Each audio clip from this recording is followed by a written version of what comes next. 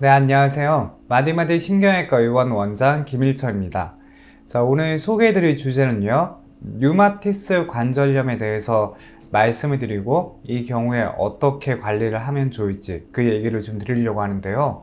자, 류마티스 관절염이라고 많이 들어보셨죠? 보통 이제 어디가 많이 아팠을 때 이 류마티스 관절염을 먼저 걱정을 하게 되고 또 이제 검사를 하러 가게 되냐 하면요, 바로 이 손가락입니다.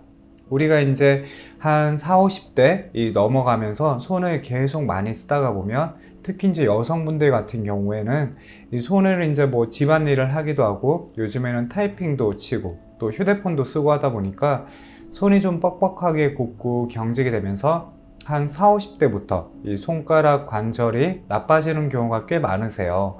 자, 그런데 이게 손가락 관절이 아프고 그리고 관절이 막 붓기 시작하고 뭔가 관절염이 이제 시작을 하는 것 같은데, 이 관절염이 시작을 했을 때 가장 많이 생기는 질환이 대표적으로 두 가지가 있어요.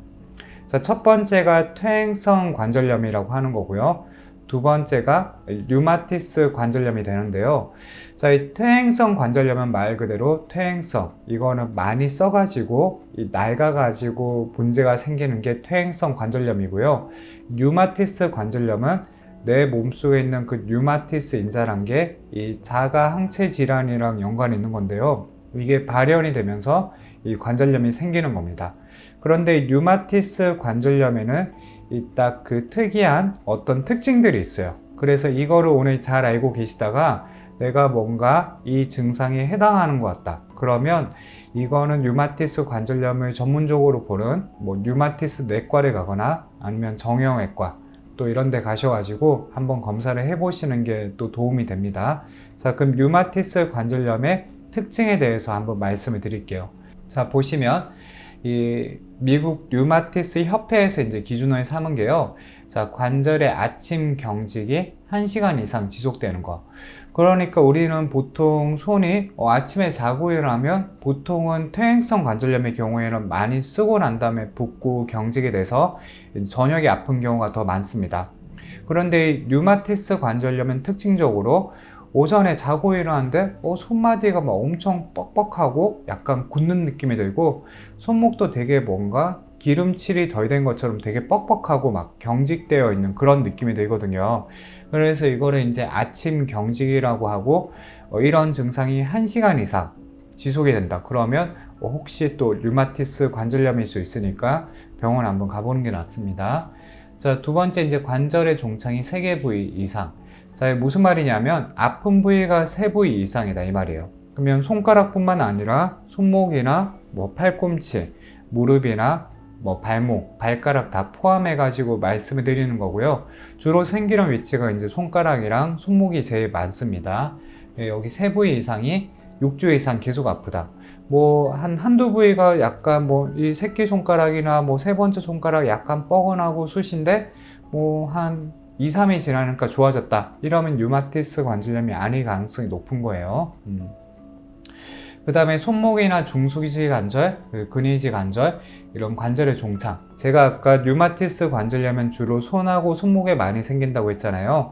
그래서 진단 기준에도 이게 들어가 있어요. 그래서 보통 예전엔 구별할 때 퇴행성 관절염은 이렇게 손가락 끝 마디에 잘 생기고, 류마티스 관절염은 손가락 있으면 여기 이 중간 마디 이쪽에 이제 잘 생긴다고 구별을 했었는데, 요즘에는 딱히 그렇지도 않고 이 끝마디에 생겼는데 류마티스 관절염인 경우도 있고 해요. 그래서 여기 보시는 것처럼 손목 관절이나 그 중수지 또는 근위지, 이 진단 기준에서는 제가 이건 정정할게요. 이 원위지 관절이고 중간하고 근수지, 여기 관절에 얘기하는 건데, 실제로 진료를 보다가 보면 이 끝쪽 관절이라고 해서 무조건 퇴행성 관절염이다, 뭐 그렇게 딱 확신을 내릴 수는 없고, 이 류마티스 관절염이 여기 끝마디에 생기는 경우도 있다 이 말이에요. 그래서 그 다음에 대칭성 관절 종창, 그러니까 한쪽 손만 아픈 게 아니라 양손이 다 아픈 거예요. 자, 우리가 보통 손을 쓸 때 이제 오른손잡이, 왼손잡이가 있잖아요. 그러면 퇴행성 관절염이라고 하는 거는 손에 많이 써서 생기는 문제이기 때문에 뭐 증상이 생겼을 때 오른쪽 손이 오른손에 많이 썼으면 오른쪽이 더 심하다든지, 뭐 왼손잡이인 경우에는 왼손이 더 심하다든지 이런 쓰는 부위나 방향 따라서 조금 심한 손인데, 이 류마티스 관절염의 경우에는 이 자가항체 질환이다 보니까 손에 약간 골고루 생겨요. 그래서 내가 쓰는 거랑 상관없이 생기는 질환이기 때문에 양손이 대칭으로 생기는 경우가 많습니다. 이것도 특징 중에 하나예요. 그 다음에 관절 X선, 이 엑스레이를 찍어 봤을 때 이 관절 부위에 뭔가 염증이 있거나 뭐 힘줄에 많이 낡아 있다, 또는 관절이 낡으면 석회화라고 해서 막 뼈가루, 이 돌가루 같은 게 엑스레이에서 끼어 있는 것처럼 보이기도 하거든요.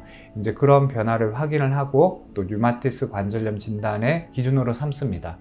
자, 그 다음에 피하 결절. 자, 피하 결절이라고 하는 거는 이런 피부 아래 뭔가 몽울 같은 게 이렇게 나오는 걸, 뭐 손목 많이 쓰신 이제 뭐 또는 손가락 많이 쓰신 환자분들 경우에 종종 있는데, 그런 결절, 이렇게 몽울 같은 게, 몽우리 같은 게 막 튀어나온다. 그러면 그것도 이제 류마티스 관절염에도 그런 경우가 있으니까 이 점 참고하시기 바랍니다. 자, 그러면 이제 이런 기준을 있을 때, 아니 내가 의사도 아니고 이걸 가지고 어떻게 아냐?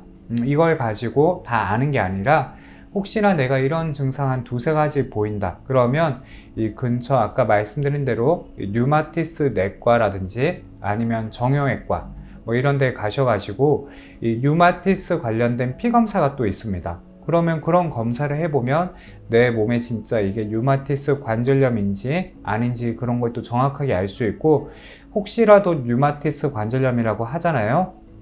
그러면 이걸 초반부터 좀 관리를 하고, 뭐 관리라고 하면 물리치료도 있고 약물치료도 있고 한데요, 이런 것들을 초반부터 신경을 써서도 관리를 하면 나중에 이제 나이가 더 들고 이랬을 때 고생을 좀 덜 할 수 있고요, 아픈 통증도 미리 관리하면 건강하게 조금 또 오래 관리하면서 쓸 수 있으니까요. 혹시라도 내가 오늘 말씀드린 이런 증상 중에 해당하는 게 한 두세 가지 있다 이러면 꼭 가가지고 확인을 한번 해보는 게 필요합니다. 자, 오늘도 시청해주셔서 감사합니다.